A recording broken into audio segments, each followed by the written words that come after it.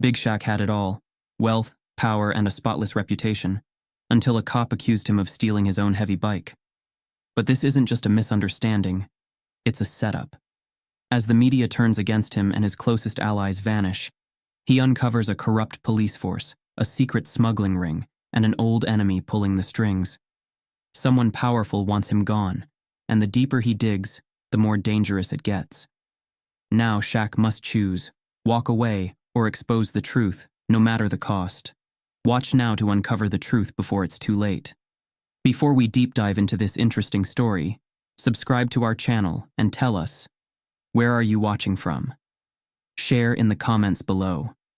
The late afternoon sun hung low over the city, casting long shadows across the Black Hawk Diner parking lot. The air smelled of fried food, motor oil, and gasoline. A familiar mix for Big Shaq, who had just finished his usual Sunday lunch. The deep rumble of engines filled the space as bikers came and went, their heavy machines glinting under the fading sunlight. Shaq adjusted the sleeves of his black leather jacket, his muscular frame moving with effortless confidence. He wasn't just another biker, he was a legend in the community. His custom-built heavy bike, a matte black beast with chrome accents and a roaring V-twin engine, was the kind of ride that turned heads. It wasn't just a bike, it was his identity. As he stepped toward his motorcycle, reaching into his pocket for the keys, a voice cut through the parking lot like a siren. "Hey, step away from the bike." Shaq turned, eyebrows furrowing. A police officer, mid-40s, tall, lean, Officer Logan Hale, was striding toward him, one hand resting on his duty belt, the other raised in warning. Behind him, a man in a wrinkled button-down shirt and cargo shorts stood with his arms crossed, his face twisted with self-righteous certainty. "That's him." The man, a bystander, pointed at Shaq, voice sharp. "I saw him messing with the bike. He was trying to steal it." For a second, Shaq thought it was a joke. Then he saw the tension in Logan's stance, the way his fingers hovered near his radio. A slow, simmering heat built in Shaq's chest. "Man, you've got this all wrong," Shaq said, voice calm but firm. "This is my bike." The officer didn't move. "Sir, I need you to step away," Logan ordered. Shaq narrowed his eyes, his jaw clenching. "I'm telling you, this is my damn bike." Logan's radio crackled. "Dispatch got a possible 1016, vehicle theft in progress." Shaq felt the shift instantly. The weight of assumptions, bias, and the power imbalance settled onto his shoulders like an invisible force. A few bystanders stopped to watch, some pulling out their phones. Shaq slowly reached into his jacket pocket. "I got my registration right here." Logan tensed. Shaq noticed. Wrong move. He froze mid-motion, lifting his hand slightly. "It's just my wallet, officer." A moment passed, one that felt heavier than it should have. Then Logan nodded. Slowly, Shaq pulled out his wallet, flipping it open to the registration papers and title. He handed them over, his pulse steady, but his mind racing. Logan took them, glancing at the documents. Then, instead of handing them back, he frowned. Shaq caught the shift. Something was off. Logan looked at him, expression unreadable. "You say this is your bike?" Shaq's patience thinned. "That's what I've been saying." The bystander scoffed. "Man, just admit it, you got caught." Shaq turned his head slowly, fixing the man with a look that could crack concrete. "Who the hell are you, anyway?" The man lifted his chin. "I saw you lurking around the lot earlier." Shaq exhaled sharply through his nose. "I was eating inside." Logan ignored the exchange, stepping back and pressing his radio. "Dispatch. I need a verification on a motorcycle title. Plate number." He read it off the registration. Another pause. Shaq folded his arms. "So, what now? You gonna run my name too?" Logan didn't answer. A few bystanders whispered amongst themselves. Shaq could feel the moment dragging out, stretching into something unnatural. Then Logan's radio crackled again. Plate registered to Donovan Shaquille Hayes. No reports of theft. A few people in the crowd shifted. The bystander, now exposed as a liar, took a step back. Shaq took a slow breath, controlling the anger curling in his chest. "We good now?" he asked, voice clipped. Logan hesitated. Then he did something that sent a chill down Shaq's spine. Instead of handing back the papers, he tucked them into his pocket. The air changed. Shaq straightened. "What the hell are you doing?" Logan's face was unreadable. "Sir, I need you to come with me for further questioning." Shaq barked a humorless laugh. "Questioning for what? I just proved the bike is mine." Logan didn't flinch. "We have reason to believe this vehicle may be connected to an open case." Shaq's pulse spiked. "An open case?" The crowd murmured, confused but intrigued. Shaq's patience snapped like a worn-out chain. "I don't know what game you're playing, but I'm not going anywhere." Logan's jaw tightened. "Sir, I suggest you cooperate." "Or what?" Shaq challenged, stepping closer. More phones went up, cameras rolling. The buzz of viral attention thickened the air. Then Logan said something that made Shaq's stomach turn. "The bike isn't the only thing we're looking at, Mr. Hayes." A sharp, cold silence followed. Shaq felt the shift before he understood it. This wasn't just a traffic stop. This wasn't just a misunderstanding. This was something else. Something planned. Shaq's eyes locked onto Logan's, searching for a flicker of truth.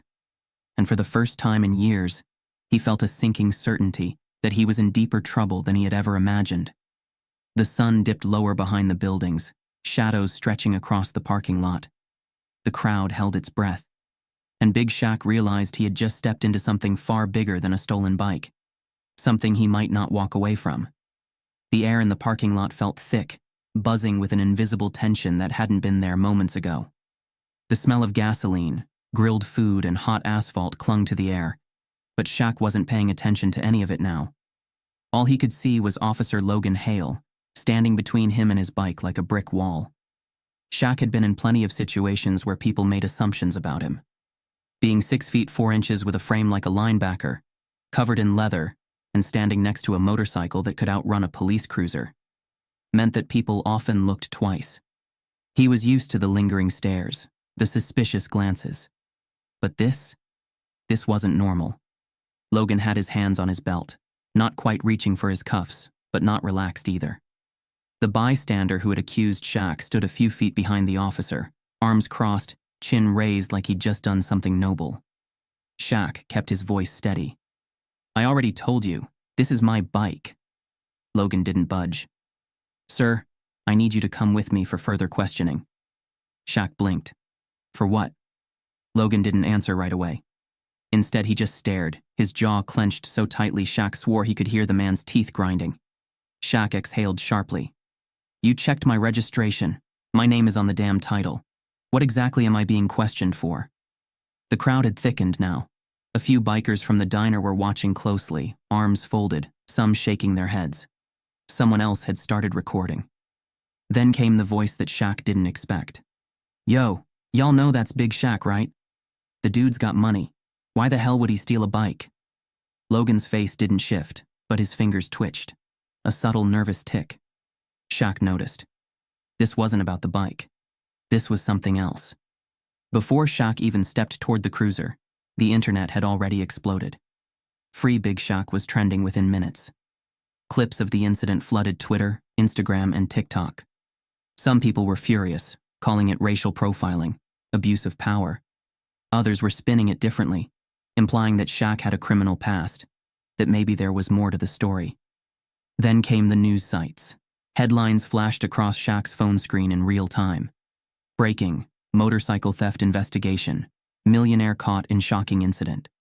Big Shaq detained over alleged stolen vehicle. What really happened? The media wasn't waiting for the truth. They were running with whatever version of the story got them the most clicks.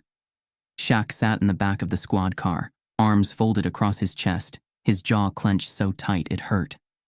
Outside, Logan was talking into his radio, his back to the vehicle. Shaq couldn't hear what was being said, but he could see the tension in Logan's shoulders, the way his fingers kept flexing and releasing like a man wrestling with something big. The doors locked automatically as Logan got in the front seat. The metallic click of it sent a shiver down Shaq's spine. He glanced out the window, tracking the streets. Then he frowned. They weren't going the right way. Shaq had been to the station before. He knew the route.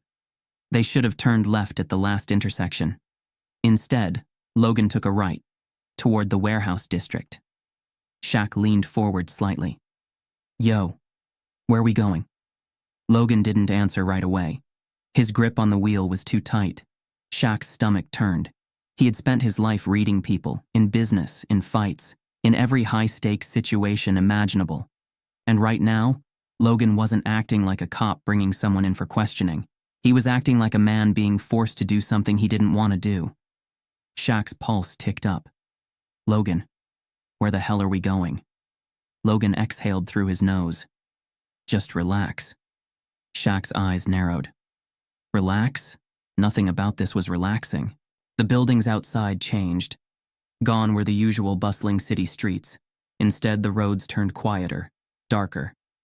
Warehouses lined the sides, their windows either shattered or boarded up. Shaq's heart thumped hard in his chest. This isn't the station, he said, his voice low and sharp. Logan said nothing. Shaq sat forward now, his instincts screaming. Pull the damn car over. Logan swallowed but kept driving. Shaq felt something cold settle in his gut. Then Logan's phone buzzed. The officer flinched, glanced at the screen, and his entire body went rigid. Shaq watched as Logan hesitated before finally picking it up. A single text message was on the screen. He's asking questions. Handle it. Shaq's breath stilled. Slowly, Logan turned off the phone and gripped the wheel harder. Shaq exhaled, slow and measured. Who sent that? Logan's knuckles went white. You don't want to know. Shaq's heart pounded. You need to pull this damn car over. Right now. Logan kept driving, eyes locked on the road. And that's when Shaq realized Logan wasn't in control of this. Someone else was. Finally, the car pulled into an empty lot behind an abandoned auto shop. Shaq's mind was racing, calculating, searching for angles. The second the car stopped, he knew he wasn't just being questioned anymore. This was something much, much bigger. Logan put the car in park, but didn't move. He just sat there, gripping the wheel like a man holding onto the last piece of sanity he had left. The silence stretched. Then, without looking back, Logan spoke. You're in trouble, Shaq. Shaq's jaw tightened. Number you are. Logan exhaled through his nose. Then slowly, he reached into his jacket pocket and pulled out Shaq's registration papers. Only now, there was something new attached to them. A police report. Shaq grabbed it and scanned the first few lines. Then his stomach dropped. His bike wasn't just flagged, it had been tied to a crime. An open case, a major theft ring. Shaq's pulse hammered. This is a setup. Logan finally turned, and for the first time his mask cracked. This goes way higher than me, Logan admitted, his voice rough. Shaq's breath slowed. Who's behind this? Logan's throat bobbed. I don't know. But what I do know, they want you gone. Shaq clenched his fists. Why? Logan swallowed. Then, voice barely above a whisper.